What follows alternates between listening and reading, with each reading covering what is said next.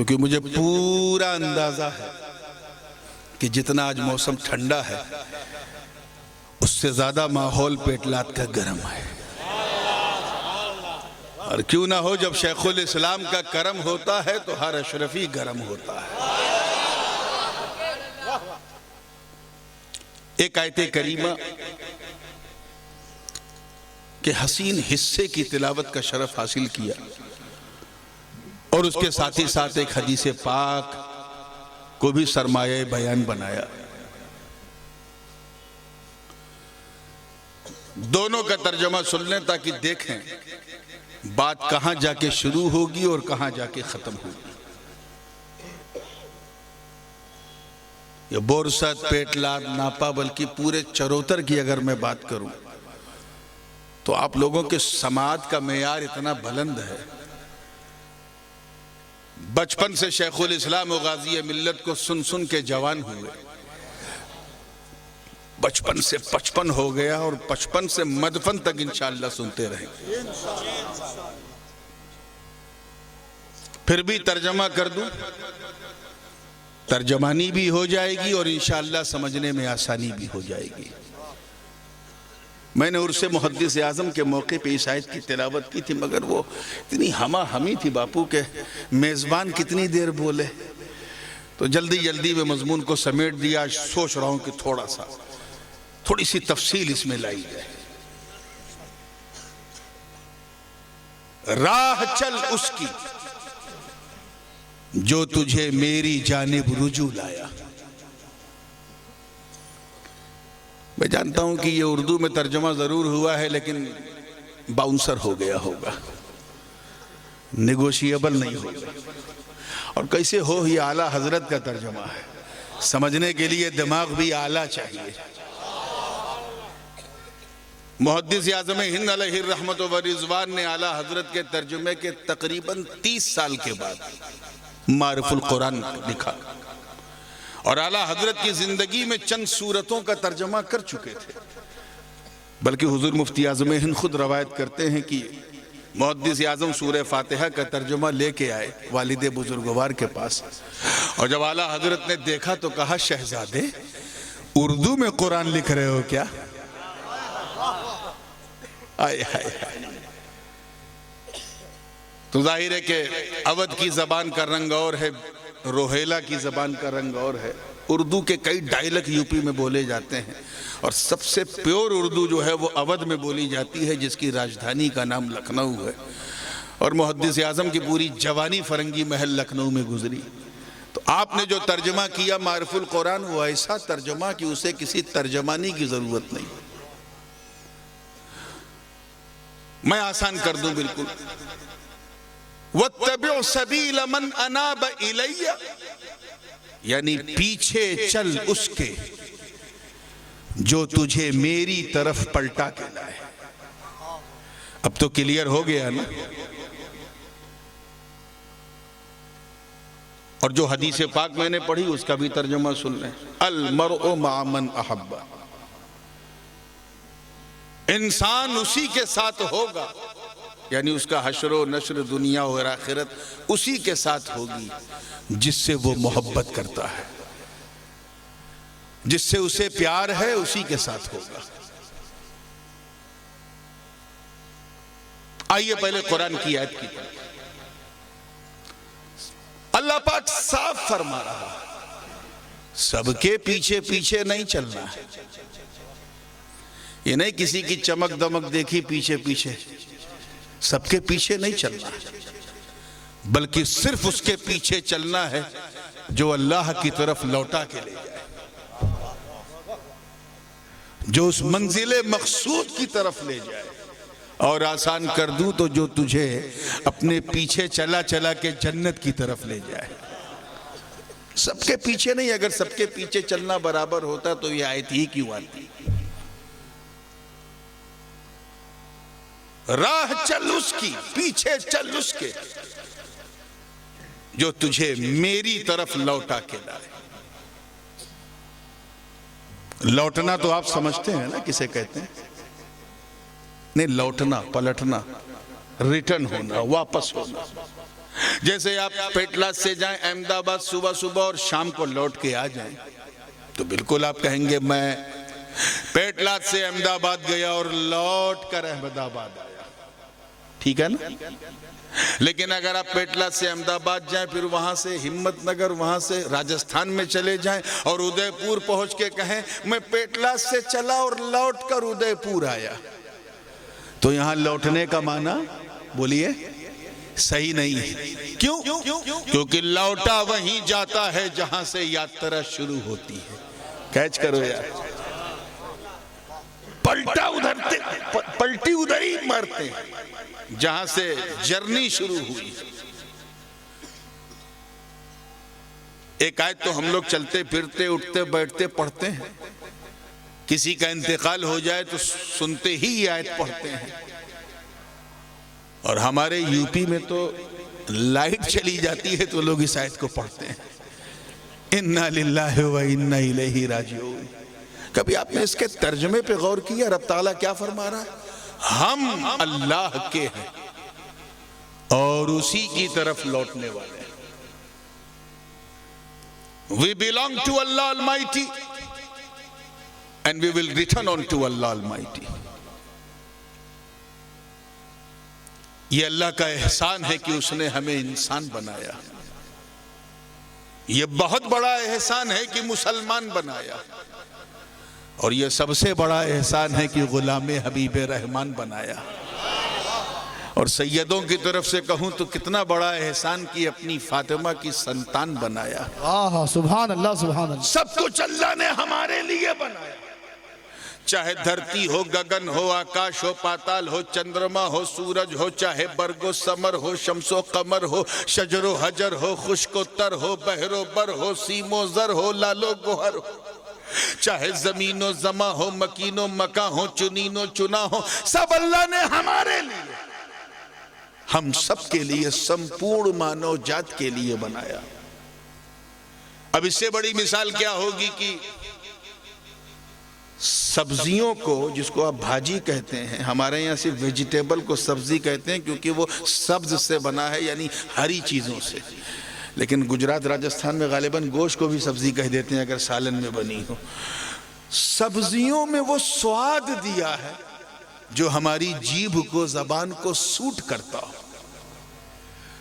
فلسفے کی زبان میں اگر آپ علماء نے پڑھا ہوگا، میبزی، ہدیہ سعیدیہ وغیرہ، فلسفے کی زبان میں اس کو برہان تمانو کہتے ہیں، یعنی اے اللہ پر یقین نہ کرنے والے، کم سے کم یہی دیکھ لے کہ جس اللہ پہ تو یقین نہیں کر رہا ہے، اس اللہ کو یہی مان کے یقین کر لے کہ اس نے سبزیوں میں وہ ٹیسٹ دیا ہے جو تیری زبان کو سوٹ کرتا ہے،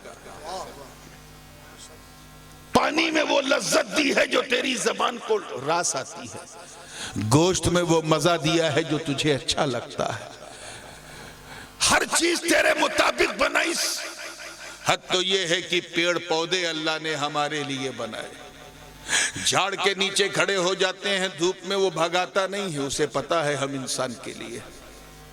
کبھی موقع ملا تو اسی جھاڑ سے پھل توڑ کے کھا لیتے ہیں، وہ پٹکتا نہیں، اسے پتا ہے ہم انسان کے لیے۔ اور کبھی اسی جھاڑ کو کاٹ کے میز، کرسی، المیرہ، اللہ جانے کیا کیا بنا لیتے ہیں، وہ ٹوکتا نہیں ہے، اسے پتا ہے کہ ہم انسان کے لیے۔ ہمیں جانور تک اللہ نے ہمارے لیے بنایا۔ کچھ جانوروں پر ہم بیٹھ جاتے ہیں، انہیں اپنی سواری بنا لیتے ہیں، جیسے ہاتھی ہے، گھوڑا ہے، اونٹ ہے، بیل ہے، کچھ گدھے پر بھی بیٹھ جاتے ہیں، اور شاید اسی لیے ابو الحمار کہلاتے ہیں۔ خیر یہ بھی سنت اولیاء ہے، سنت انبیاء ہے، گدھے پہ بیٹھنا بالکل عیب نہیں ہے، اللہ تعالیٰ بس اس سنت کی نیت سے بیٹھنے کی توفیق دے تو بیٹھو، توجہ چاہوں گا۔ اور کبھی موقع ملتا ہے تو کسی جانور کے کمر میں رسے باندھ کے ان سے سامان کھچواتے ہیں، وہ ہمیں پٹکتے نہیں ہیں، انہیں پتا ہے کہ ہم انسان کے لیے۔ اور کبھی منہ کا ٹیسٹ بدلنا ہوا تو کچھ ماکول اللحم جانوروں کو ذبح کر کے مسالہ لگا کے بھون کے کھا بھی جاتے ہیں، وہ 4 پیر کا جانور نہیں ٹوکتا. آج کل کچھ 2 پیر کے جانور ٹہل رہے ہیں، یہ کاٹو یہ نہ کاٹو. کٹنے والے کو تکلیف نہیں ہے، کاٹنے ان کو بڑی تکلیف. چائے سے زیادہ کیٹلی گرم ہے. اب ہنساؤں گا نہیں تو سناؤں گا کیسے. موسم کڑکڑا ہے، کان آپ کا بند ہے تو کھولنا پڑے گا نا. توجہ چاہوں گا زندگی. جب مسکرا کے فریش ہوئے ہیں تو ذہن کو پھر وہیں لائیے. کہنا صرف یہ تھا کہ سب کچھ اللہ نے کس کے لیے بنایا؟ زور سے بولیے. He has created the entire universe, the entire nature for all mankind. ہمارے لیے اس نے بنایا، مگر کبھی 1 سیکنڈ کے لیے، 1 لمحے کے لیے کبھی خیال کیا کہ اے اللہ سب کچھ تو نے ہمارے لیے بنایا، اے اللہ ہمیں کس کے لیے بنایا؟ ہمیں کس کے لیے بنایا؟ تو اسی آیت سے پتا چلے گا انا للہ. گویا رب فرما رہا کہ اے میرے بندو، میں نے سب کچھ تمہارے لیے بنایا اور تمہیں میں نے اپنے لیے بنایا ہے. اور اس لیے بنایا تاکہ تم میری عبادت کرو اور میری ہی طرف پلٹ کے لوٹو. ہمارے پلٹنے کا سفر بھی بڑا عجیب ہے. پہلے ہم عالم ارواح میں تھے، وہاں سے پلٹے، اب سفر چالو. تفصیل میں جانے کا موقع نہیں، بالکل شارٹیسٹ وے پاسبل سے گزروں گا. چلتے رہے باپ کی صلب میں آئے. اللہ نے حکم دیا دنیا بدلو، ماں کے پیٹ میں آئے. پھر اللہ نے حکم دیا دنیا بدلو تو ہم اس مصیبتستان اس دنیا میں آئے. سارا لفڑا یہیں، سارا جھگڑا یہیں، ساری مار کاٹ، اپنے ایگو کے لیے کرنا جو کرنا سب کچھ یہی. جب تک اللہ چاہے گا ہم یہاں رہیں گے. 10 سال 20 سال 50 سال 70 سال 80 سال 90 سال 95 سال، بس اب کوئی سنچری نہیں مار پاتا الا ماشاءاللہ. پہلے لوگ بھوکے مرتے تھے، اب کھا کھا کے مر رہے ہیں. ہائپر ٹینشن ہے تو بلڈ شوگر ہے تو کولیسٹرول بڑھا ہے، تھائیرائیڈ ہو گیا، کھا کھا کے. خیر جب تک اس نے چاہا ہم یہاں رہیں گے. اس کے بعد حکم ہوگا دنیا بدلو، انشاءاللہ ہم قبر میں چلے جائیں گے. وہاں تو جانا ہی ہے نا. جب تک اللہ چاہے گا ہم وہاں رہیں گے. ابھی سفر چل رہا، 1000 سال 2000 سال 3000 سال 5000 سال، جب تک وہ چاہے گا ہم وہاں رہیں گے. حکم ہوگا دنیا بدلو تو ہم محشر میں چلے جائیں گے. کہاں؟ بولو. میدان محشر میں، ان دا ڈے آف ججمنٹ. حکم ہوگا جب تک اللہ چاہے گا ہم وہاں رہیں گے. 1 لمحہ، 1 ساعت، 1 گھڑی، 1 آن، 1 لحظہ، 1 مومنٹ، جب تک وہ چاہے گا ہم رہیں گے. حکم ہوگا دنیا بدلو تو انشاءاللہ ہم جنت میں چلے جائیں گے. ہمیں تو یہ بتاؤ when we will die، ہم مریں گے کب؟ مریں گے کب؟ we are just transferring from the world to another. ایک دنیا سے دوسری دنیا میں منتقل ہو رہے ہیں. اسی لیے تو ہماری اس منتقلی کو انتقال کہا جاتا ہے. انتقال کا مطلب مرنا نہیں، ایک دنیا سے دوسری دنیا میں ٹرانسفر ہو جانا. ہم مریں گے کب؟ مریں گے کب؟ ارے ان ملوں کو بتاؤ، ان جاہل جماعتیوں کو جنہوں نے اپنی کتاب میں لکھ دیا کہ نبی ماذ اللہ مر کے مٹی میں مل گئے، ان سے کہو کہ موت جب ایک معمولی انسان کو نہ مٹا سکی تو حبیب رحمان کو کیا مٹائے گی؟ میاں سوچ کے بولا کرو. بہت تیزی کے ساتھ آگے بڑھ رہا ہوں. آج میرا عنوان موت کی طرف نہیں ہے. میں آج تو زندگی کا جشن منانے بیٹھے ہیں، اس لیے میں ادھر نہیں جاؤں گا. اور بڑی تیزی سے ڈائیورٹ ہو رہا ہوں. آج حیات کی بات ہوگی، موت کی نہیں. بس یہ تو ایک ٹچ کر دیا تاکہ تھوڑی گرمی آ جائے. لوگ موت بھول جاتے ہیں. یاد رکھو آج میرا دورہ ہی قبرستان سے شروع ہوا ہے، تو میں نے سوچا جلسہ بھی قبرستان سے شروع کروں.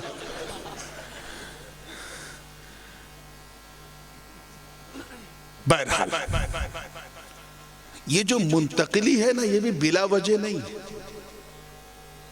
اللہ مسبب الاسباب ہے.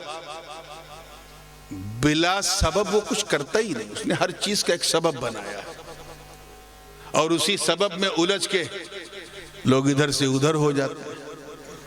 جیسے زمین سے بخار اٹھا، خلاؤں میں گیا، H2O، ہائیڈروجن اور آکسیجن اکٹھا ہوئے، بادل بنا، بارش ہوئی، اور بارش جب ہوئی تو سائنسدان نے کہا بادل نے برسایا، مسلمان نے کہا اللہ نے برسایا۔ کیونکہ یہ سبب، یہ کارن جو ہے، یہ ریزن اللہ ہی بناتا ہے۔ ایسے ہمارا جو ایک دنیا سے دوسری دنیا میں ٹرانسفر ہے، اس کا کارن بھی اللہ ہی نے بنایا۔ ہم عالم ارواح سے چل کر باپ کی صلب میں آئے، اس کا جو ریزن اور کارن بنا وہ امر رب ہے۔ کیا ہے؟ زور سے بولو، کن فیکون، حکم رب۔ باپ کی صلب سے چل کے باپ ماں کے پیٹ میں آئے، اس کا ریزن کیا بنا؟ سنت نکاح۔ کیا بنا؟ محبوب کی سنت پہ عمل کیا ابوین کریمین نے، اور میرے آنے کا سبب بنا۔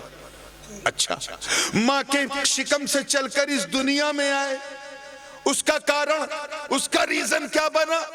آواز آئی درد زہ، پرسو پیڑا، لیبر پین جو ماں نے برداشت کیا، وہ لیبر پین ہمارے اس دنیا میں آنے کا کارن بنا۔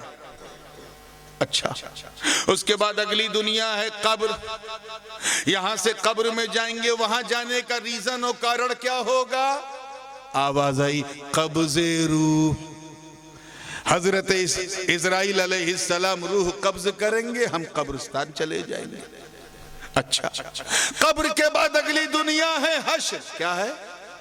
وہاں جانے کا ریزن کیا ہوگا؟ سور اسرافیل، حضرت اسرافیل سور پھونکیں گے، شنکھ، سارے مردے قبروں سے نکل کے محشر میں پہنچ جائیں گے۔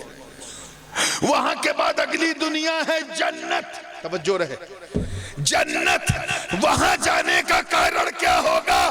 آواز آئی شفاعت مصطفیٰ، سبحان اللہ، واہ واہ، سبحان اللہ۔ محبوب کی شفاعت، مطلب صاف، گویا رب فرما رہا ہے کہ اگر اپنے دماغ کو، اپنے وجود کو بھٹکاؤ اور الجھاؤ سے بچانا ہے تو نہ ان کے پیچھے چل، نہ ان کے پیچھے چل، چلنا ہے تو میرے مصطفیٰ کے پیچھے چل۔ نعرہ تکبیر، نعرہ رسالت، فیضان حضور شیخ الاسلام، واہ واہ، سبحان اللہ۔ اور یہ پیچھے چلنے کے لیے بہت سمجھ بوجھ ضروری ہے۔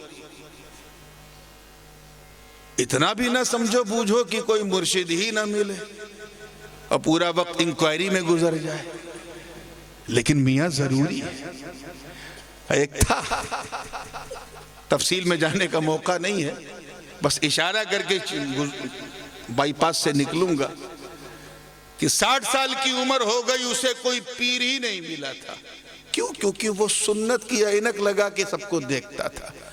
اب ظاہر ہے 24/7 کوئی سنت کی اوستھا میں نہیں ہوتا، جھٹکے میں کوئی خلاف سنت ہو گیا تو نہیں یہ پیر بنانے لائق نہیں۔ 60 سال کا ہو گیا، انتقال ہو گیا، کوئی پیر ہی نہیں ملا، تو اتنی بھی تحقیق نہ کرو کہ پتا چلا کہ بوڑھے ہو گئے، پیر ہی نہیں ملا۔ مگر ہاں، جانچ لیا کرو، تول لیا کرو، آنکھوں سے کے راستے سے ہی بندہ دل میں اترتا ہے۔ ظاہری چمک دمک نہیں، دل دیکھو کس کا کیسا ہے، کردار کس کا کیسا ہے۔ ارے ہم 5 سال میں کسی کو کیا پہچانے کی کیسا کردار ہے، کسی کو ہم 10 سال میں کیا پہچانے کی کیسا کردار ہے، کسی کو 20 سال میں ہم کیسے مانے کہ اس کا کردار کیسا ہے۔ اشرفیوں اور شیخ الاسلام کے غلاموں، تم اپنی نسبت و قسمت پر جتنا ناز کرو کم ہے۔ تم نے جس پیر کو اپنا ہاتھ دیا ہے اسے 10-20 سال نہیں جانچا، نسلیں گزر گئیں، 55 سال سے دین کی خدمت کر رہا۔ واہ سبحان، نعرہ تکبیر، نعرہ رسالت، فیضان حضور شیخ الاسلام، حضور تاج العلماء، واہ واہ، سبحان اللہ، سبحان اللہ۔ ایک چیز بتائیں، ہمارے اسلاف کہا کرتے تھے ہر چیز عقل سے کرو، کیونکہ اللہ نے عقل کسی مقصد کے لیے بنائی ہے۔ دل سب میں مت ڈالو، عقل کا کاروبار کرنا ہے، دل سے اگر کیا تو گئی بھینس پانی میں۔ عقل سے کرو، کس سے؟ دماغ سے۔ اب بھی سوچیں یار، اب میں کیا ادھر ادھر جاؤں۔ ایک پیر صاحب تھے ماوراء النہر کے، اپنے وقت کے قطب تھے، عظیم الشان قطب تھے، اور ملٹی بلینر بزنس مین بھی تھے، کروڑوں کے مالک تھے۔ دربار لگا تھا، ایک شخص آیا بھاگتا ہوا، کہا حضور وہ آپ کی جو پانی میں جو کشتی چل رہی تھی، پانی کا جہاز، کہاں کیا ہوا؟ کہ حضرت وہ سمندر میں طوفان آ گیا، کشتی ڈوب گئی۔ بری خبر سنائی۔ کون سی خبر بولو؟ پیر صاحب نے ایسے دل کی طرف جھانکا اور سر اٹھا کے مسکرا کے کہا الحمدللہ۔ توجہ، کیا کہا؟ آپ بھی کہہ دو الحمدللہ۔ آدھے گھنٹے کے بعد ایک مرید پھر بھاگتا ہوا آیا، کہا حضور حضور مبارک ہو۔ کیا ہوا بھائی؟ کہ وہ جو کشتی ڈوبی تھی وہ کسی اور کی ڈوبی تھی، آپ کا جہاز تو سمندر کا سینہ چیرتے ہوئے جا رہا۔ گڈ نیوز دیا، خوشخبری دیا۔ انہوں نے پھر دل میں ایسے جھانکا اور 2 منٹ کے بعد سر اٹھا کے کہا الحمدللہ۔ اب جو دائیں بائیں مرید بیٹھے تھے، they got confused، یا اللہ یہ کیا؟ بری خبر پہ بھی پیر صاحب نے کہا الحمدللہ، اچھی خبر پہ بھی پیر صاحب نے کہا الحمدللہ، یہ معاملہ کیا ہے؟ تو ہر پیر کے 2-3 منہ لگے تو ہوتے ہی ہیں۔ ایک منہ لگا مرید جو کان میں بات کرنے والا آیا، کہ حضور مریدوں میں بڑی بے چینی ہے۔ کہ کیا ہے؟ کہ جب اس نے بری خبر دی تو آپ نے الحمدللہ کہا، اچھی خبر دی تب بھی آپ نے معاملہ کیا ہے؟ تو پیر صاحب مسکرا کے کہے گا سن، توجہ چاہوں گا، سن، جب اس نے مجھے بری خبر دی تو میں نے دل میں جھانکا، دیکھیں اس پہ کچھ اثر ہوا کہ نہیں؟ تو دیکھا نہیں، یہ تو بالکل کوائٹ ہے، سنتشٹ ہے، مطمئن ہے، سیٹسفائی ہے۔ تو میں نے اس کے اطمینان پہ الحمدللہ کہا، اور جب اس نے گڈ نیوز دی تو پھر میں نے دل میں جھانکا، دیکھیں خوش ہوا کہ نہیں، خوش ہوا کہ نہیں؟ دیکھا نہیں، یہ تو جیسے پہلے تھا ویسے بالکل مطمئن ہے، کوئی اثر ہی نہیں ہوا۔ تو پھر میں نے اس کے اطمینان پہ الحمدللہ کہا۔ مطلب صاف ہے، گویا وہ یہ فرما رہے ہیں کہ اے لوگوں، سارا کاروبار دماغ سے ہوتا ہے۔ کس سے؟ زور سے بولو۔ کریڈٹ ڈیبٹ کون طے کرتا ہے؟ دماغ۔ نفع نقصان کون طے کرتا ہے؟ دل کی دماغ۔ بولو تو نفع نقصان دماغ طے کرے، کریڈٹ ڈیبٹ دماغ طے کرے، ٹریڈنگ ڈیلنگ دماغ طے کرے، لین دین دماغ طے کرے، پورا بزنس دماغ طے کرے۔ گویا وہ یہ کہہ رہے ہیں کہ اے لوگوں، اگر اپنے دل کو بچائے رکھنا ہے تو اپنے کاروبار کو دل سے نہیں دماغ سے چلاؤ، یعنی دماغ کاروبار میں لگا دو، دل پروردگار میں لگا دو، احمد مختار میں لگا دو، ان کے 4 یار میں لگا دو، اہل بیت اطہار میں لگا دو، اولیاء کبار میں لگا دو، اور کوئی نہ ملے تو اپنے پیر یعنی اپنے یار میں لگا دو۔ اب اگر کوئی پیر صاحب دماغ کا استعمال کرے تو ان کی بیعت کتنی ڈینجر ہوگی۔ جب یہ خود دماغ سے ہر چیز کرتا ہے تو اس کے مریدوں کا کیا حال ہوگا؟ ہر جگہ دماغ۔ یہ دل کا سودا ہوتا ہے جسے ہم بیعت کہتے ہیں، اسے مینا بازار میں بیچا نہیں جا سکتا۔ دماغ اپنی جگہ، دل اپنی جگہ۔ دل ٹوٹتا بھی ہے، روٹتا بھی ہے، اسی لیے دل ہر دل کو نہیں دیا جاتا، دل اسی کو دیا جاتا ہے جو تمہارے دل کی رکشا کر سکے۔ ہاں، جہاں دماغ کا استعمال کرنا ہے کرو، کوئی نہیں روکنے والا، لیکن یار کی بزم میں کچھ مسئلہ حل کرنا ہے تو صرف دل کا استعمال کیا جاتا ہے۔ اور دل ایسی چیز ہے جو کبھی چلتے پھرتے کسی کو دی ہی نہیں جا سکتی. اگر آپ نے کانچ کے گلاس کو دل دے دیا تو دل اٹکا رہے گا, کہیں گلاس ٹوٹ نہ جائے, کہیں گلاس ٹوٹ نہ جائے, کہیں گلاس ٹوٹ نہ جائے. اور گلاس ٹوٹ گیا تو دل ٹوٹ گیا. چلتے پھرتے ایک دوسرے کو دل دے رہے ہیں. اور آج کل تو اتنا برا وقت آ گیا, اللہ خیر کرے, اب تو فیس بک واٹس ایپ پہ لوگ ایک دوسرے کو دل دے رہے ہیں. کچھ مرید میرے ہی اپنے مجھے میسج کرتے ہیں تو آخر میں ایک دل بنا دیتے ہیں. ایموجیز کے ذریعے ٹرانسفر ہو رہا ہے دل کا. کیا کرائیٹیریا ہو گیا ہے, کیا طریقہ کار ہو گیا ہے, کیا رسم دنیا ہو گئی. ہمیں دماغ چاہے تم جس کو دو, دل دینا ہے تو صرف دلدار کو دو, اپنے یار کو دو, جس سے پیار ہے اسی کو دل دو. تیرا دل کبھی ٹوٹے گا نہیں. یاد رکھنا مرید بھی دو طرح کے ہوتے ہیں. ہو سکتا ہے میرے بھی دو طرح کے ہوں, میں یہ نہیں کہہ رہا ہوں کہ میرے سب ایک ہی طرح کے ہیں, لیکن یہ قوبن ہے. اکثر وہ ہوتے ہیں جو اپنے پیر سے عقیدت میں مرید ہوتے ہیں. کس میں؟ عقیدت. نسبت کا فیض مل جائے, میرا پیر با کمال ہے, با جلال ہے, اس کا خاندان با کمال ہے, اس کے پیچھے جو ہاتھ ہے وہ بڑے بڑے با کمال ہیں, خود یہ با کمال ہے, تو عقیدتاً تو وہ مرید عقیدت مند ہوتے ہیں. کون ہوتے ہیں؟ اور کچھ ضرورتاً مرید ہوتے ہیں کہ میں مرید ہو گیا تو میری یہ ضرورت پوری ہو جائے گی, مجھے اس میں پرمکھ بنا دیں گے, مجھے اس میں سیکریٹری بنا دیں گے, مجھے اس میں ممبر بنا دیں گے, مجھے یہ کروا دیں گے, مجھے یہ کروا دیں گے. اسی لیے جب پیر اپنے مریدوں کا امتحان لیتا ہے تو عقیدت والے پیر کے جھنڈے میں ہوتے ہیں, ضرورت والے چھوڑ دیتے ہیں. واہ واہ, بے شک واہ. نعرے تکبیر, نعرے رسالت, دامن مدنی.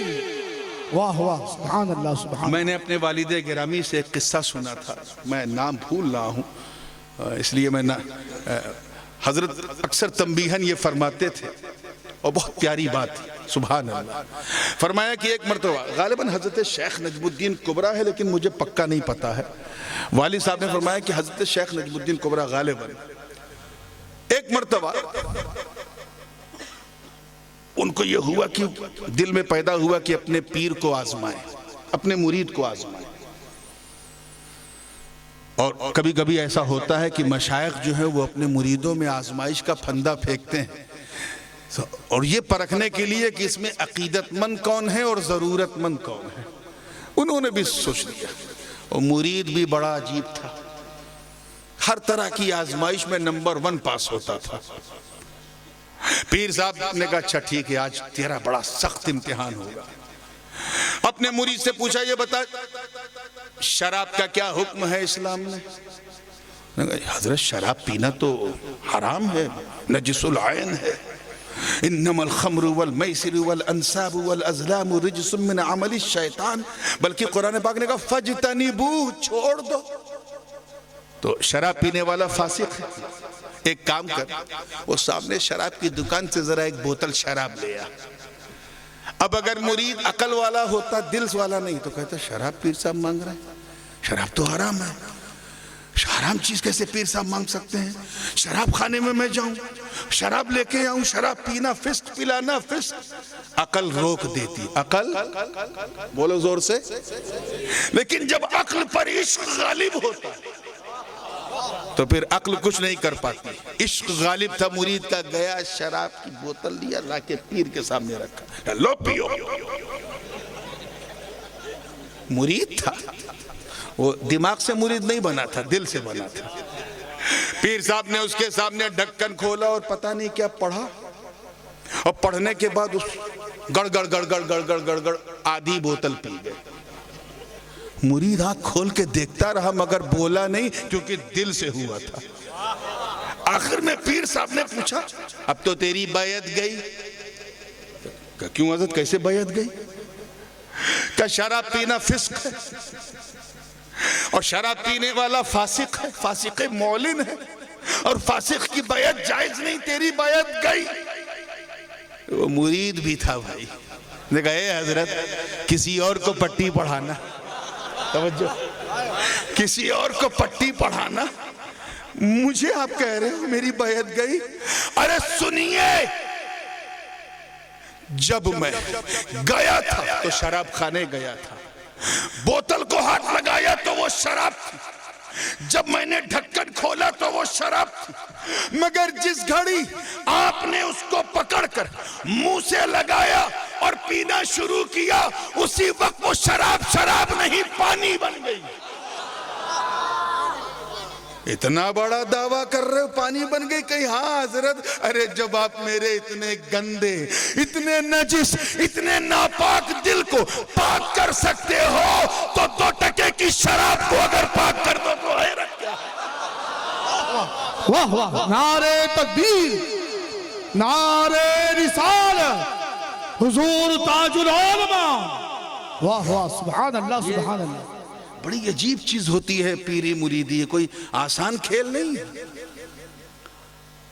آپ ذرا دیکھیں، کوئی ارے معراج کا واقعہ تو پتا ہے نا آپ کو، سنتے آ رہے ہو؟ حضور مسجد حرام سے مسجد اقصی پہنچے، وہاں سے آگے بڑھے، پہلا آسمان، دوسرا آسمان، تیسرا آسمان، 7واں آسمان، سدرہ پہ پہنچے۔ کیا ہوا سدرہ پہ؟ حضرت جبریل رک گئے، سنا ہے نا؟ سب لوگوں نے سنا ہے، اب نتیجہ نکالو۔ جبریل رک گئے، اور صرف رکے نہیں بلکہ کہا، اے اللہ کے رسول، اگر میں ایک بال کے برابر بھی آگے گیا تو تجلی کے فروغ سے میرے پر جل جائیں گے۔ یہ پر جل جائیں گے کا خطرہ کس نے بتایا؟ عقل نے۔ زور سے بولو بھائی، ظاہر سی بات ہے، اگر آپ کے سامنے سانپ پھن کھولے تو آپ اسے گلے سے لگاؤ گے، بھاگو گے؟ عقل کہے گی مت جا، بھاگ۔ آگ ہے تو عقل کہے گی مت کود، سامنے کھائی ہے، پیچھے کنواں ہے تو عقل کہے گی رکا رہ، کیونکہ عقل کا کام ہے آپ کو خطرے سے آگاہ کرنا۔ اللہ نے فرشتوں کو عقل سلیم دیا، عقل ممیز دیا، عقل تمیز دیا۔ عقل نے کہا جبریل رک جا، جبریل رک گئے۔ جبریل، مگر میرے دوستوں، اللہ نے فرشتوں کو وہ سوز درو نہیں دیا ہے، وہ ہجر و فراق کا غم نہیں دیا ہے، وہ غم یار میں جلنے کا لطف نہیں دیا ہے، وہ ہجر کی کیفیت میں تڑپنے کا حال نہیں دیا ہے، وہ عشق کی طبیعت میں اپنے کو بسانے کی کیفیت نہیں دی ہے۔ اللہ نے فرشتوں کو عقل دی، عقل نے کہا رک جا، جبریل رک گئے، مگر میرا وجدان کہتا ہے رب کی عزت کی قسم کہ اگر اس رات جبریل کی جگہ میرے نبی کا مرید حضرت بلال ہوتے، عقل کہتی رک جا تو بلال کہتے ہٹ، میں کہاں اکیلا ہوں، میرا یار میرے ساتھ جا رہا۔ نعرہ تکبیر، نعرہ رسالت، فیضان حضور شیخ الاسلام، فیضان حضور تاج العلماء، واہ واہ، سبحان اللہ سبحان اللہ۔ عقل جو ہے اس کا کام ہے شریعت پہ چلنا، اور دل کا کام ہے طریقت پہ چلنا۔ شریعت ظاہر پر اس کا حکم ہے، دل باطنی کیفیت کی غمازی کرتا ہے۔ نماز پڑھو گے تو ثواب ہے، نہیں پڑھو گے تو گناہ ہے، یہ مسئلہ دل نے نہیں عقل نے بتایا۔ فقہ ہم نے سیکھی، عقل نہ ہوتی تو سیکھ پاتے؟ مسائل ہم نے سیکھے، عقل نہ ہوتی تو سیکھ پاتے؟ تو عقل کا کام ہے شریعت کی پاسداری کرنا، دل کا کام ہے طریقت کی پاسداری کرنا۔ ڈیوٹی سب کی الگ ہے، اور اس ڈیوٹی میں چھپی ہوئی بیوٹی بھی الگ ہے۔ اسے آسان کھیل سمجھ رکھا ہے؟ دل دینا پڑتا ہے تب جا کے کوئے یار میں معراج ہوتی ہے، تب جا کے وہاں رسائی ہوتی ہے۔ عزیزان ملت، واقعات ایک کے بعد ایک ہیں، لیکن میں بڑی تیزی سے اپنے مضمون کی طرف آنا چاہ رہا ہوں، اور کوئی جملہ ان ٹھنڈی ٹھنڈی ہواؤں کے جھرمٹ میں ختم نہیں ہونا چاہیے۔ اللہ پاک فرما رہا ہے پیچھے پیچھے چل اس کے جو تجھے میری طرف لوٹا کے لائے۔ اور یاد رکھنا جس کے پیچھے چلو گے اسی کے ساتھ اٹھو گے. یہ رسول اللہ نے فرمایا المرء مع من احب. بلکہ ایک مقام پہ اللہ پاک نے بھی فرمایا یوم ندعو کل اناس بامامہم. قیامت کے دن توجہ رہے، قیامت کے دن ہم لوگوں کو پکاریں گے ان کے امام کے ساتھ. اب ظاہر ہے یہاں امام کا مطلب مسجد کا امام نہیں ہے، امام یعنی رہبر کے ساتھ، ان کے مرشد کے ساتھ، اور آسان کر دوں تو ان کے پیر کے ساتھ. اور جس سے تم محبت کرتے ہو اسی کے ساتھ تمہارا حشر بھی ہوگا. محبت بھی سوچ کے کیا کرو، سب کے پیچھے نہیں. لیکن جب کسی کے پیچھے چلو تو عقل کو جلا دو، عقل کو جلا دو. کبھی کبھی عقل جو ہے بڑے غلط کام کرواتی ہے. ابلیس کے ساتھ یہی تو ہوا تھا. کیا ہوا تھا؟ عقل کا استعمال کیا. شریعت کے معاملے میں اس سے کوئی گڑبڑی نہیں ہوئی، طریقت میں اٹک گیا. شریعت کی پاسداری کا معاملہ یہ تھا کہ 6 کروڑ برس تک اللہ کی عبادت کرتا رہا. اور جب اس سے کہا گیا کہ نبی کی تعظیم کرو، نبی کی تعظیم کرو، اسجدوا لآدم، تو 1 سیکنڈ کے لیے تعظیم نہیں کر سکا. کیوں؟ عقل نے روک دیا. عقل نے کہا اے ابلیس تو کیسے جھکے گا؟ تو آگ سے بنا ہے، وہ مٹی سے بنا ہے، تو پہلے بنا ہے، وہ بعد میں بنا ہے، تو جنت میں آتا جاتا تھا، رہتا تھا، یہ تو ابھی آیا ہے. عقل نے روک دیا، وہ رک گیا. عشق ہوتا تو خدا کی قسم فرشتوں کی طرح وہ بھی قدموں میں گر جاتا. تو اب اگر کسی کو شیخ کی بارگاہ میں سرنڈر دیکھو، سمجھ جاؤ یہ عقل نہیں، عشق سے کام لے رہا ہے. اور کسی کو اکڑا دیکھو تو سمجھ جاؤ یہ عشق سے نہیں، عقل سے کام لے رہا ہے. اس دیار عشق میں لازم ہے اے دل احتیاط، اے غم دل احتیاط، اے وحشت دل احتیاط. حضرت نے بھی ہر شاعری بڑے احتیاط سے کی ہے، مگر سوچ کے پیچھے چلا کرو، پہچان لیا کرو تب چلا کرو.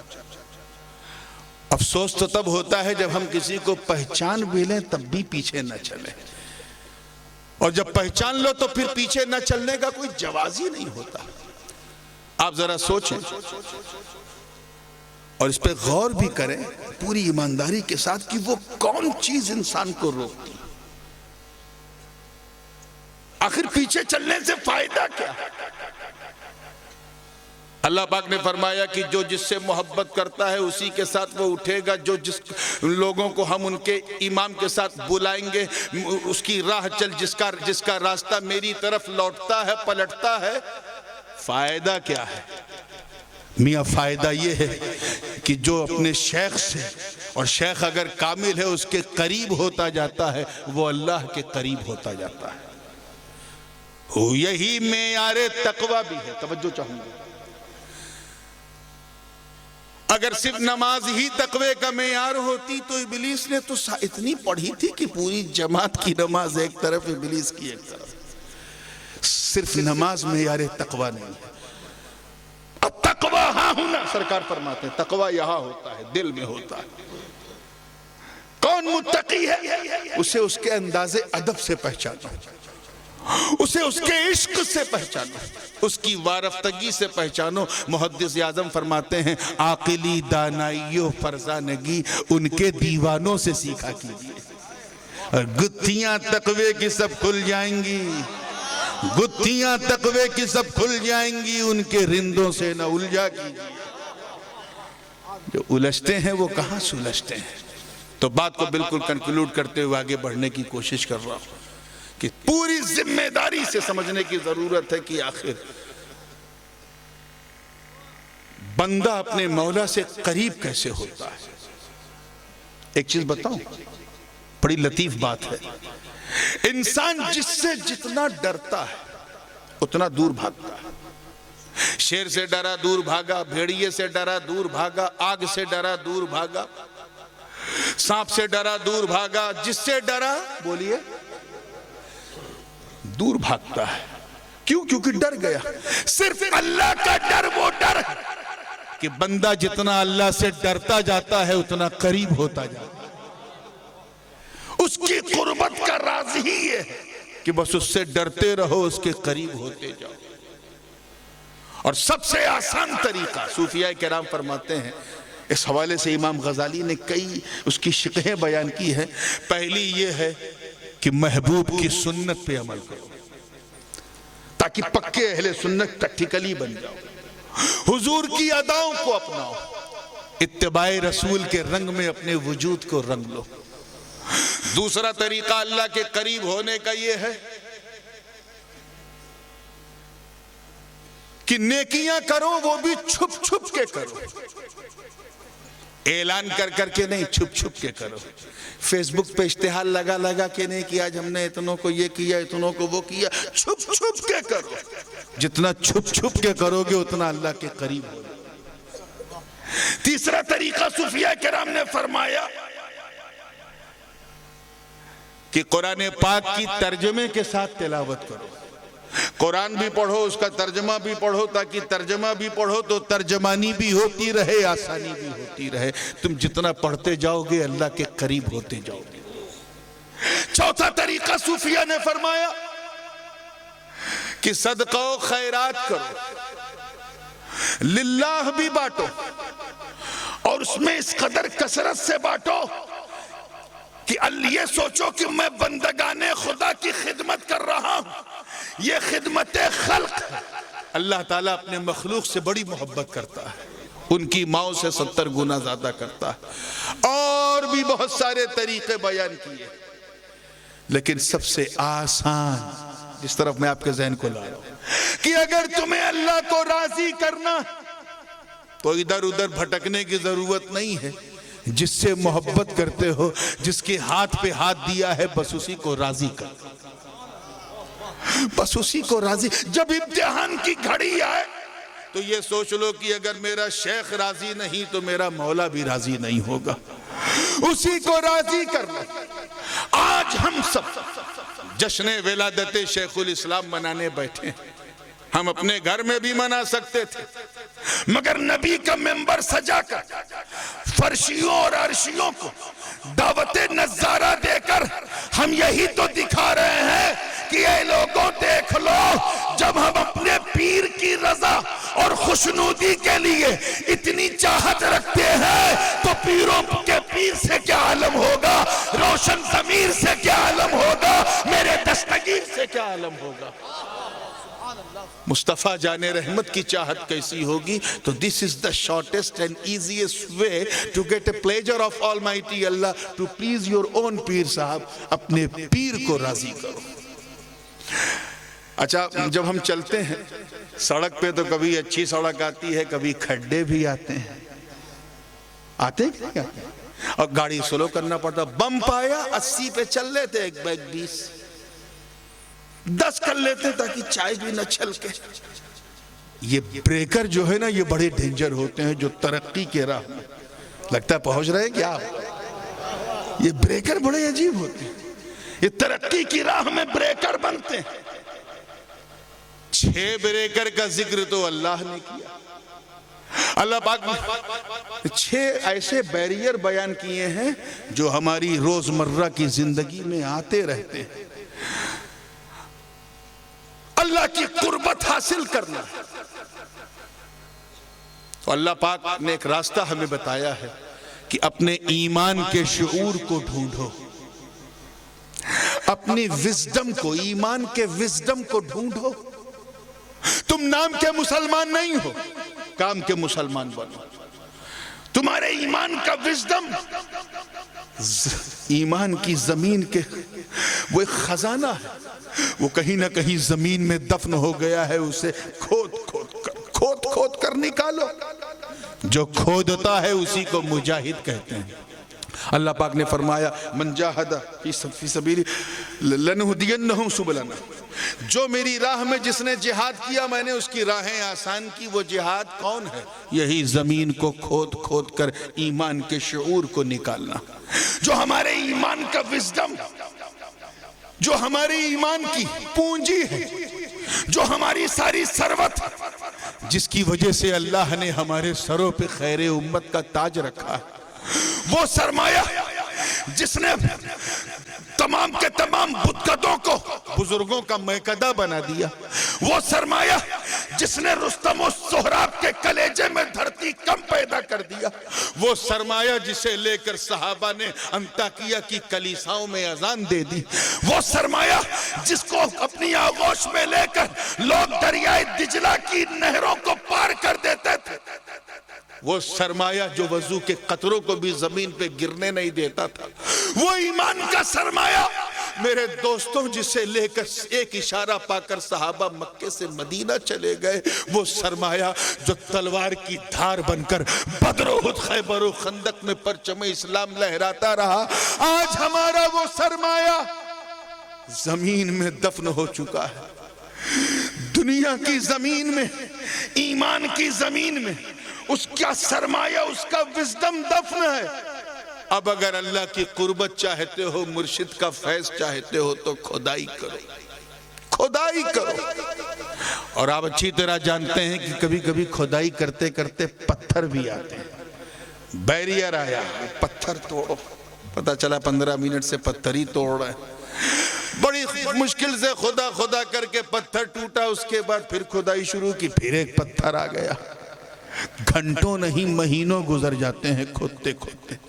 یہ جو پتھر ہے نا، یہی لیئرز، یہی سب سے بڑی رکاوٹ ہے میرے دوستوں، جو ہمارے ایمان کے شعور کو، زمین کے خزانے کو نیچے سے نکلنے نہیں دیتے۔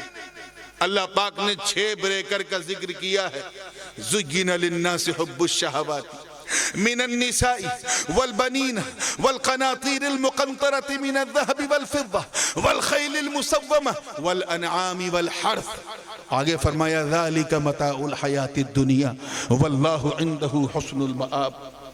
یہ 6 چیزیں جنہوں نے نظر فریب بنا دیا ہے اس دنیا کو، جن کی شہوت نے نظر فریب بنا دیا، جن کی لسٹ نے، جن کی واسنا نے ہمیں دنیا کے پیچھے دوڑا دیا۔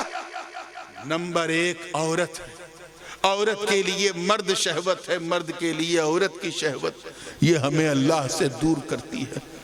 اس لیے میرے دوستو، قرب مولا حاصل کرنا ہے تو پہلے اس لیئر کو توڑنا پڑے گا۔ دوسری لیئر ہے والبنین، بچوں کی محبت کی واسنا، اس کی لسٹ، اس کا ڈیزائر، یہ بھی ہمیں روکتا ہے۔ ہم اپنے بچوں کی محبت میں اتنے موہت ہو جاتے ہیں کہ بھول جاتے ہیں کہ ہمارے ایمان کا وزڈم اور اس کا خزانہ کہاں چھپا ہے۔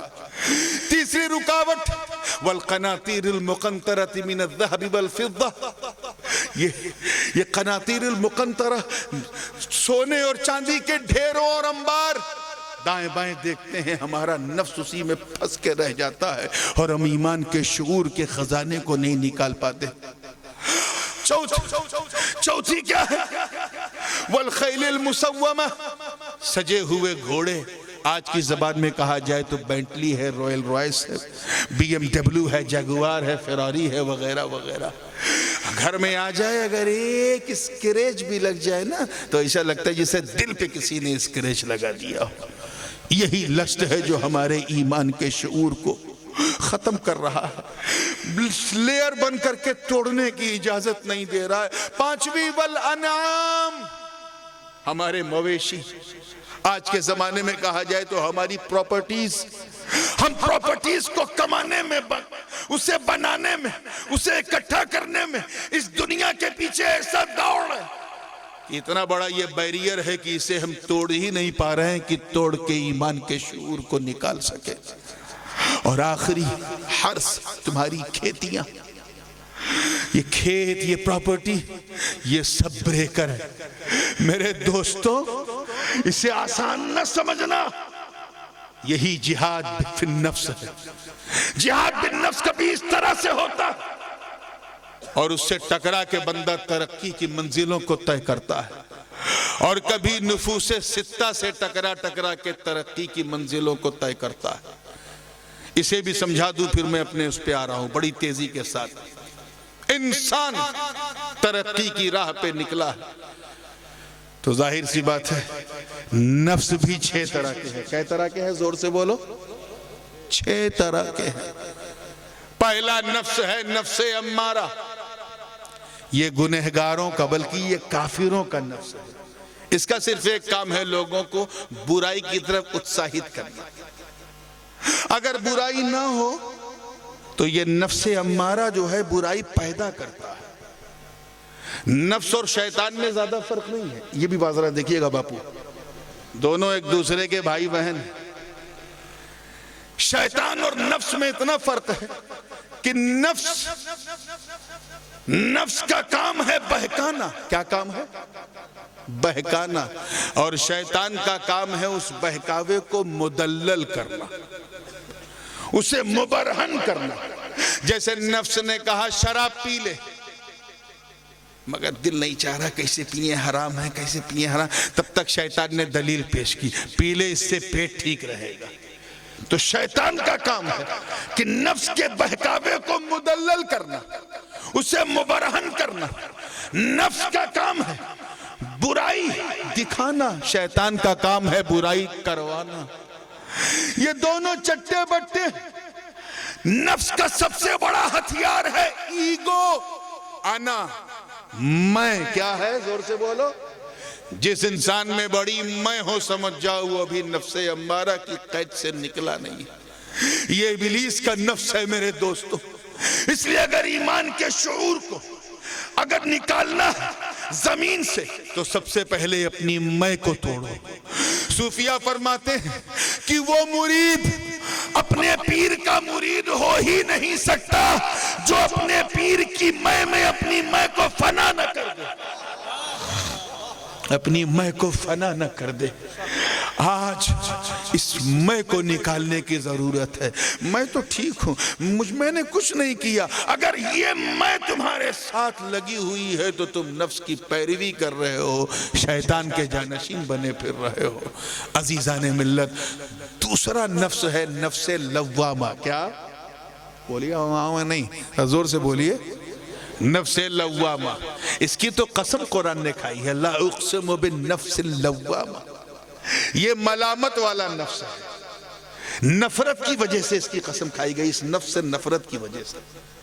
یہ وہ نفس ہے جو برائی کو برائی بتاتا ہے لیکن پھر بھی رکواتا نہیں ہے کرنے. اس نفس نے ہمیں بتا دیا کہ چوری کروں گا تو یہ سزا ہے، زنا ہوئی تو یہ سزا ہے، بدکاری ہوئی تو یہ سزا ہے، جھوٹ بولا تو یہ سزا ہے. اس میں مجرم، توجہ چاہوں گا، مجرم اپنی سزا کو جانتا ہے. جب کوئی مجرم اپنی سزا کو جانے تو گویا وہ نفس لوامہ کی طرف بڑھ رہا ہے. پھر بندہ اپنے مولا کا قرب حاصل کرنے کے لیے کھدائی کرتا رہتا ہے، کھدائی کرتا رہتا ہے. ایمان کے شعور کو نکالتے نکالتے اس کا نفس ترقی کرتے کرتے کرتے نفس ملہمہ بن جاتا ہے. کیا بن جاتا ہے؟ فَأَلْهَمَهَا فُجُورَهَا وَتَقْوَاهَا. اسی کو نفس مومنہ بھی کہتے ہیں، یعنی مومن نفس. نفس ملہمہ کا کام کیا ہے؟ یہ بندے کو نیکی کی دعوت دیتا ہے. بندے کو تو 3 چیزیں سمجھ میں آ گئی. پہلی کیا ہے کہ برائی ایسی کرو کہ برائی اچھی لگے. وہ نفس امارہ کا کام ہے. نفس لوامہ وہ برائی کو برائی بتاتا ہے لیکن پھر بھی برائی ہوتی رہتی ہے. اور تیسرا نفس ملہمہ، اس میں بری چیزوں سے ہٹ کر اچھائی کی دعوت دی جاتی ہے، نیکی کی دعوت. چوتھا نفس ہے نفس مطمئنہ. توجہ چاہوں گا، اللہ کرے یہ بات سمجھ میں آ جائے. یہ صالحین کا نفس ہے، اللہ والوں کا نفس ہے. اس کا مقام دل ہے. کیا ہے؟ زور سے بولو.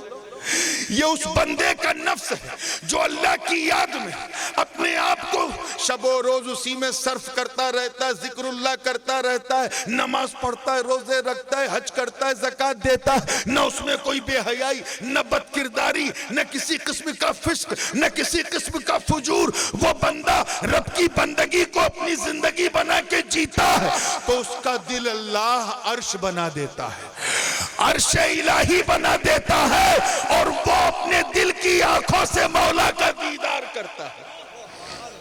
یہ صالحین کا نفس ہے کہ کہ اللہ نے اس نفس کو دل کا مقام دے دیا، یعنی وہ نفس ہی دل بن جاتا ہے اور اس کا دل اس نفس میں محو ہو جاتا ہے۔ پانچواں نفس ہے نفس راضیہ۔ اب جس موضوع کی میں نے تلاوت کی نا، میں اس پہ آ رہا ہوں۔ نفس راضیہ یہ وہ نفس ہے جو اللہ کی رضا کو تلاشتا رہتا ہے، یہ طالب ہے۔ کیا ہے؟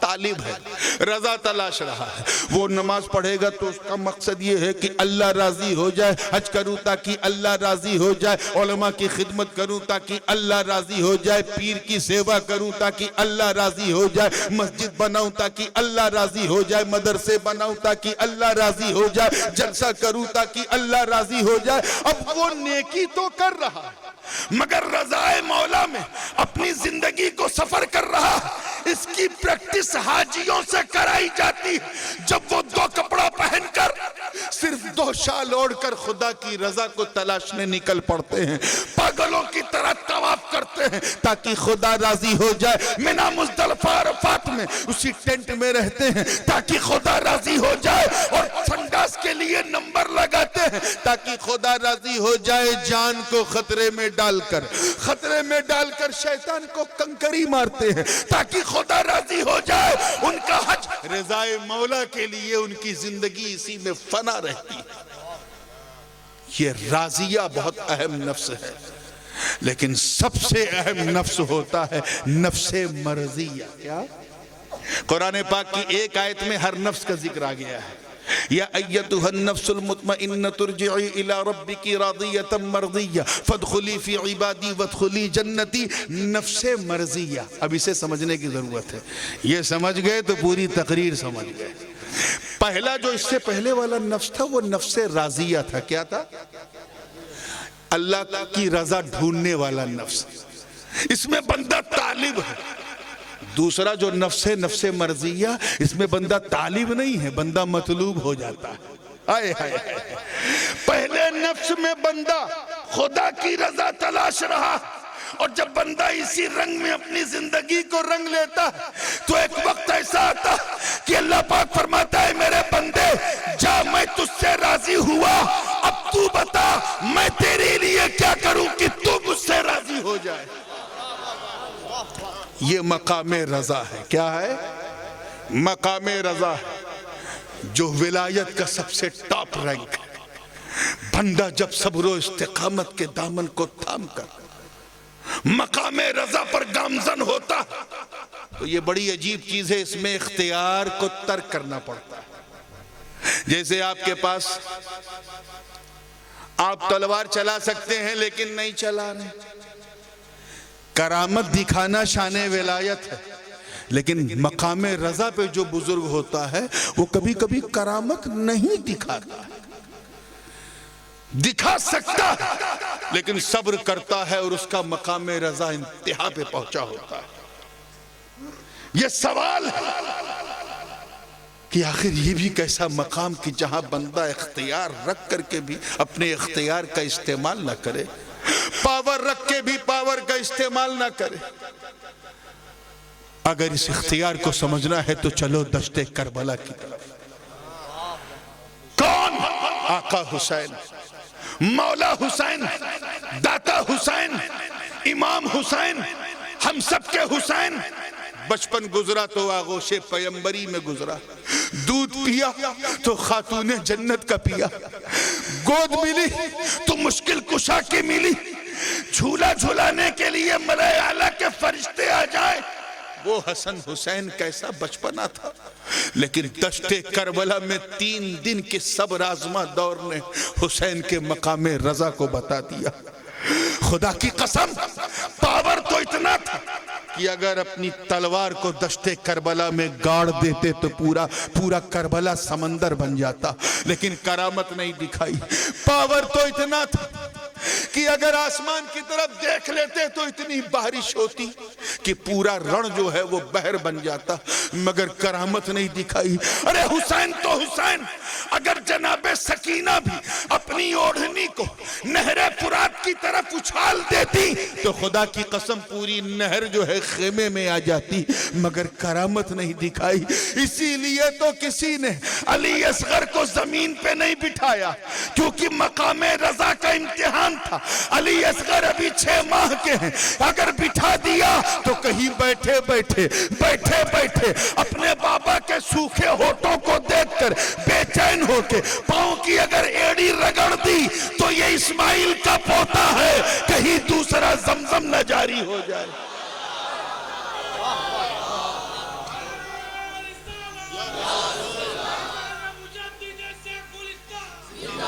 آپ ذرا خیال کرتے چلیں، یہ ہے مقام رضا، ترک الاختیار بمر القضاء۔ حضرت فرید الدین عطار نے 3 قسمیں بتائی ہیں، ایک ہی پہ بات کر رہا ہوں۔ ترک الاختیار بمر القضاء، بعد القضاء، اور ایک ہے قبل القضاء، یعنی قضاء سے پہلے اپنے اختیار کو چھوڑ دینا، اپنے پاور کو۔ بہت سارے اولیاء اللہ اس مقام پہ ان کے قدم ہل گئے، ہر مقام پہ نفس مطمئنہ، مقام مطمئنہ پہ بھی تھے، مقام راضیہ پر بھی تھے، لیکن مقام مرضیہ پہ جو ہے بڑوں کے قدم اچھل گئے، لڑکھڑا گئے۔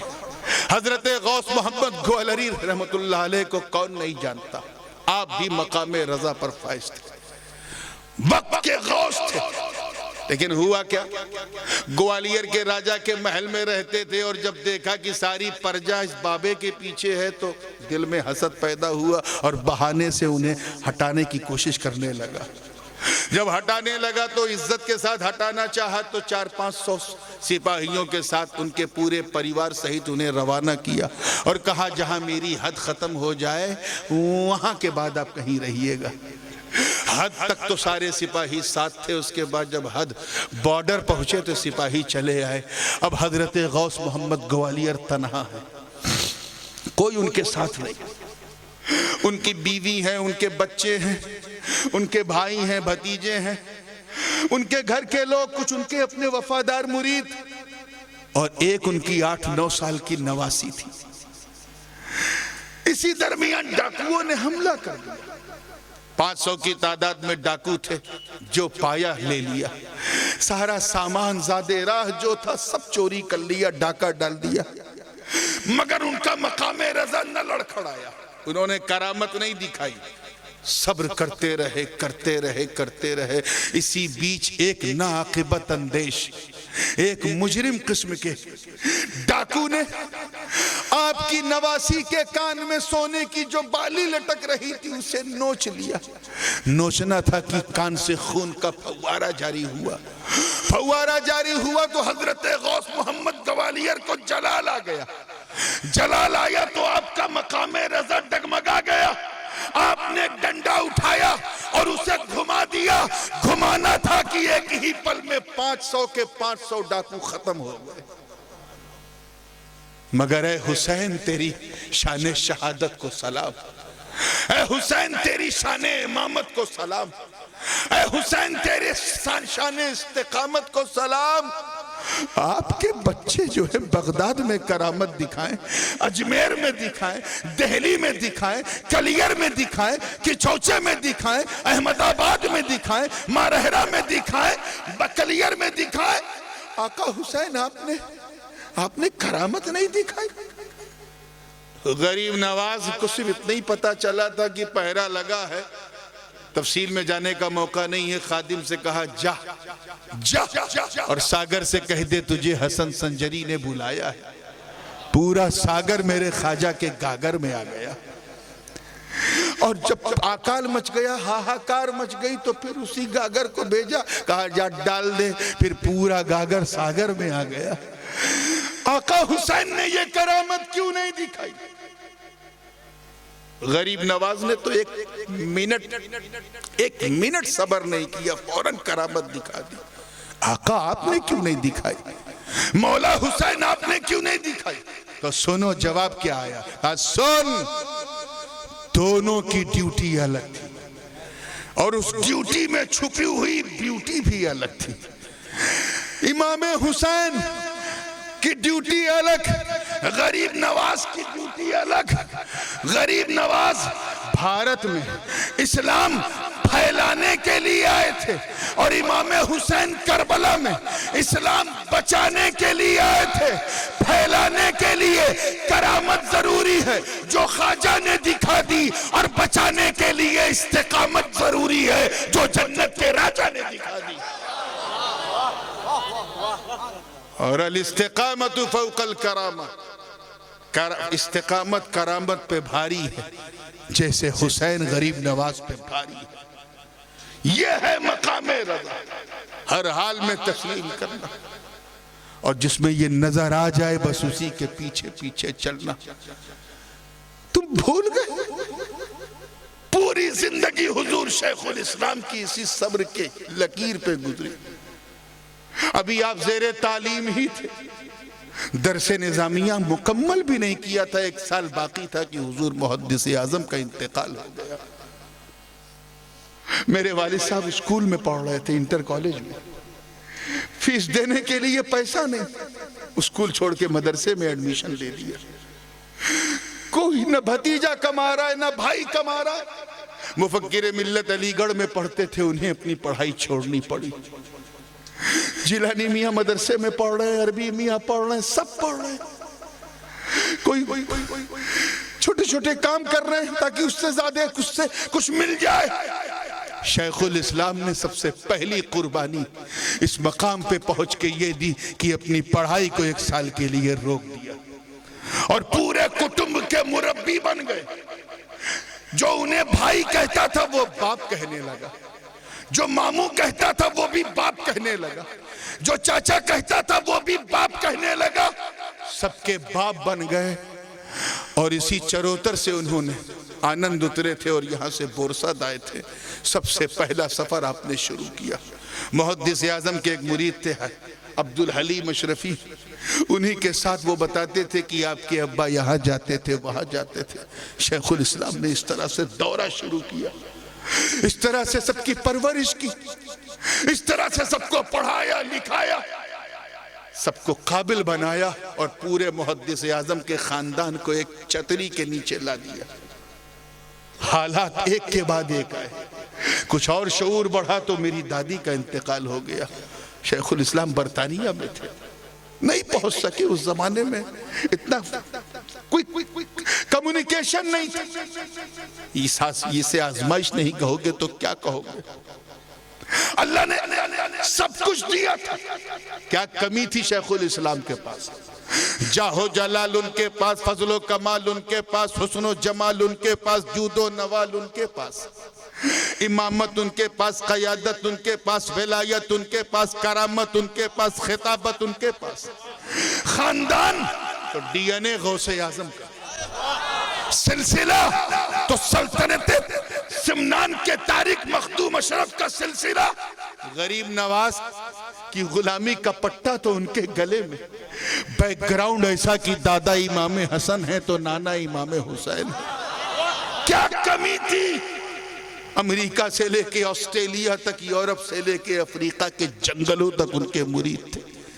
کوئی کمی نہیں تھی. مگر ایک آزمائش اور آئی، اور وہ یہ کہ اللہ نے آپ کی دعاؤں سے نہ جانے کتنوں کو اولاد دے دی، لیکن خود انہیں اولاد عطا نہیں کی. اس آزمائش پہ شیخ الاسلام یہ بھی بڑی گرا گزری تھی، بڑی سخت تھی، بڑی مشکل ترین تھی. مگر آپ رب کی رضا سے راضی تھے. طالب ہوتے رہے. ایک دن وہ آیا کہ مقام مطلوب پر ہے کہ اللہ تعالیٰ نے آپ ہی کے سسرال سے ایک بچہ عنایت کیا جسے ہم حمزہ اشرف کہتے ہیں. ہم یہ نہیں جانتے کہ وہ کن حالات میں آئے، ہمارے گھر میں کیسے آئے. ہم یہ جانتے ہیں کہ ان کی آمد ہی شیخ الاسلام کی مسکان کی وجہ بن گئی. ان کی صبر والی زندگی کا، ان کے تبسم کی وجہ بن گئی. ہم کو یہ نہیں معلوم کہ حمزہ اشرف تنہا کیسے. ہم یہ جانتے ہیں کہ ان کے ہاتھ پر ہاتھ کس کا ہے. ایسے ہی وہ جسے منتخب کر لیں وہ میرا ہے، جسے نہ کرے وہ نہیں ہے۔ کچھ تو ان پہ بیلیو کرو یار، انہی کا تو سب کچھ۔ آج پورا خاندان محدث اعظم انہی کے نام سے جانا بھی جاتا ہے، پہچانا بھی جاتا ہے۔ فیصلے لوگ کرتے ہیں، پلٹتے بھی ہیں فیصلے سے، کبھی حالات پلٹاتے ہیں، کبھی واقعات پلٹاتے ہیں، لیکن جن فیصلوں میں سازشیں ہوتی ہیں نا، وہ فیصلے دیر تک نہیں چلتے، وہ 4 5 6 دن میں 1 ہفتے میں ختم ہو جاتے ہیں۔ لیکن جہاں کوئی حقیقت ہوتی ہے وہاں اللہ کا ولی دور سے اپنی نگاہ ولایت سے اسے دیکھتا ہے، اور اس چیز کو شیخ الاسلام نے دیکھا ہے۔ آج انہیں آپ سب کے سپورٹ کی ضرورت ہے۔ انہوں نے آپ کے لیے کیا نہیں کیا؟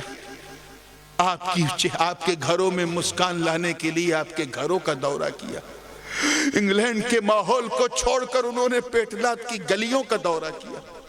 انہوں نے آپ کے لیے اپنا سب کچھ قربان کیا، اپنا وقت دیا، تقریریں کر کے آپ کے ایمان کی حفاظت کی، سنیت سمجھا کے آپ کی سنیت کو بچایا، بدعقیدگی کے جال سے نکالنے کے لیے آپ کو کتنا لمبا لمبا وقت دیا۔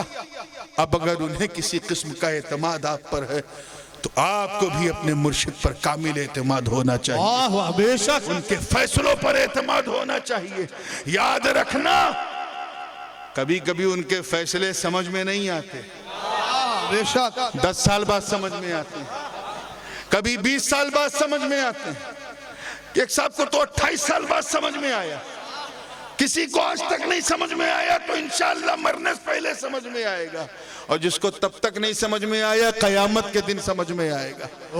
جس نے سمجھ لیا وہ قسمت والا ہے، نہ سمجھا تو اعلان جبرائیل ہوگا، ان اللہ یحب فلانا فیحبہ، تب تم بھی سمجھو گے وہ بھی سمجھیں گے۔ نعرہ تکبیر، نعرہ رسالت، دامن شیخ الاسلام، دامن شیخ الاسلام، حضور تاج العلماء، وفادار شیخ الاسلام، وفادار شیخ الاسلام، نعرہ تکبیر، نعرہ رسالت۔ کون شیخ الاسلام میرے دوستو؟ جنہوں نے بچپن سے لے کے آج تک اپنی پوری زندگی کو خدا کی رضا میں فنا کر کے گزارا ہو۔ ارے ایک دریا میں بھی قطرہ گرتا ہے، سڑک پر بھی قطرہ گرتا ہے بارش کا، لیکن سڑک پہ جو گرتا ہے وہ مٹ جاتا ہے، دریا میں جو گرتا ہے وہ انمٹ ہو جاتا ہے، اور ایسا انمٹ ہو جاتا ہے کہ جب تک دریا رہتا ہے تب تک وہ قطرہ، وہ بوند رہتا ہے۔ بلا تشبیہ حضور شیخ الاسلام اسی دریائے معرفت میں ایک بوند بن کے ٹپک گئے، اور وہ قطرہ قطرہ نہ رہا، دریا نظر آنے لگا۔ اب جب تک وہ دریا رہے گا یہ قطرہ رہے گا، انہیں تنہا مت سمجھو، ان کی پشت پر محدث اعظم کی روحانیت سایہ فگن ہے۔ کون شیخ الاسلام جن کے لیے حضور محدث اعظم یہ کہتے رہے میرے بعد میرا مدنی، میرے بعد میرا مدنی؟ کون شیخ الاسلام جن کے پیر و مرشد مخدوم المشائخ سرکار کلا کہے کہ اللہ اگر مجھ سے بروز قیامت پوچھے گا مختار اشرف کیا لایا ہے تو میں کہہ دوں گا میں اپنے بھانجے مدنی کو لے کے آیا ہوں۔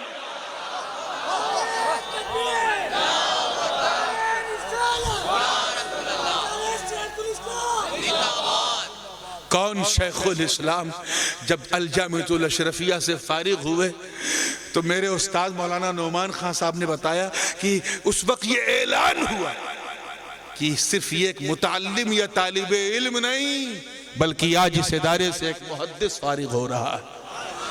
کون شیخ الاسلام جنہوں نے کتابوں پہ حواشی لکھے مدرسے میں تعلیم کے دوران تو وہ حواشی بڑے بڑے علماء کے کام آئے اور انہوں نے تبحر علمی کو محسوس کیا۔ کون شیخ الاسلام جن کے بارے میں حافظ ملت نے کہا تھا کہ یہ تو تقریر نہیں کرتے، آپ کے جانشین کیسے بنیں گے؟ تو محدث اعظم نے فرمایا حافظ جی میں رہوں نہ رہوں، لیکن تم دیکھنا مچھلی کے بچے کو تیرنا نہیں سکھایا جاتا۔ نعرہ تکبیر، نعرہ رسالت، فیضان حضور شیخ الاسلام۔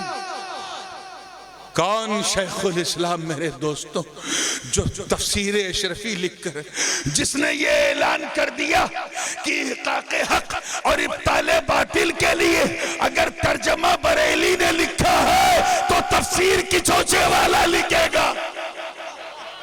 کون شیخ الاسلام اگر شاعری کرے تو حسان کی رنگت نظر آئے، اگر منطق اور فلسفے سے اپنے مسائل کا استنباط کریں تو ایسا لگے جیسے ارسطو کی زبان میں کوئی بول رہا ہے۔ کون شیخ الاسلام اگر کتابت نسواں کے جواز پر فتویٰ دے تو ایسا لگے جیسے امام اعظم کا تلمیذ رشید بول رہا ہے۔ کون شیخ الاسلام اگر ویڈیو ٹی وی کے شرعی استعمال کو بیان کرے تو 28 سال بعد سمجھنے والا بھی کہے ایسا نہ ہم نے پیر دیکھا، ایسا نہ ہم نے مفتی دیکھا۔ نعرہ تکبیر، نعرہ رسالت، تاجدار اہل سنت، رئیس المحققین حضور شیخ الاسلام والمسلمین۔ کل تک جب مسئلہ نہیں سمجھے تھے تو ٹی ویاں توڑ رہے تھے، چوراہوں پہ توڑتے تھے، مکانوں دکانوں میں توڑتے تھے، آلے شیطان کہتے تھے، اور جب مسئلہ سمجھ میں آیا تو دل سے تو نہیں مانا، منہ سے نام نہیں لیا، لیکن مدنی میاں کی کرامت نہ کہوں تو کیا کہوں کہ جب چینل بنایا تو مدنی چینل نام رکھا۔ میاں کچھ باتیں جو ہیں وہ اس لیے کہی جاتی ہیں تاکہ آپ کو یاد دلایا جائے۔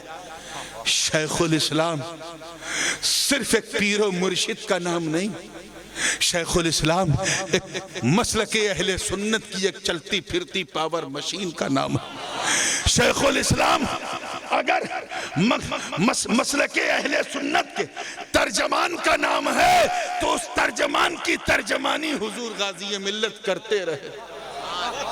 آج دیکھو کیا حال ہے، لڑانے والے سر پٹک پٹک کے تہس نہس ہو گئے، نہ مدنی کو زمانہ ہاشمی سے الگ کر پایا، نہ ہاشمی کو مدنی سے الگ کر پایا۔ اس لیے میرے دوستو you are so fortunate to being a مرید of حضور شیخ الاسلام، بہت قسمت والے ہو، بڑے مقدر والے ہو۔ اس بیعت اور اس کی نسبت کو اپنے سینے سے لگا کے رکھو۔ کوئی پوچھے جشن ولادت کیوں منا رہے ہو؟ کہا ولادت اس لیے منا رہے ہیں تاکہ اللہ کی دی ہوئی نعمت کا شکر ادا کریں۔ میرا پیر صرف میرا پیر ہی نہیں، اللہ کی نعمت بھی ہے، اور نعمت بن کے آیا ہے، نعمت بن کے چھایا ہے، اور انشاءاللہ صبح قیامت جب ادھر ادھر مرید کبھی بھٹکیں گے تو نعمت بن کے انہیں سہارا بھی دینے والا یہی ہوگا۔ اللہ تعالی ہم سب کو سیدھے راستے پہ چلنے کی اور لوگوں کو چلانے کی توفیق عطا فرمائے۔ کہنے سننے میں آمدن سہون کوئی غلطی ہو گئی ہو تو مولا کریم معاف فرمائے۔ استغفر اللہ ربی من کل ذنب واتوب الیہ، لا الہ الا اللہ محمد رسول اللہ وما علینا الا البلاغ۔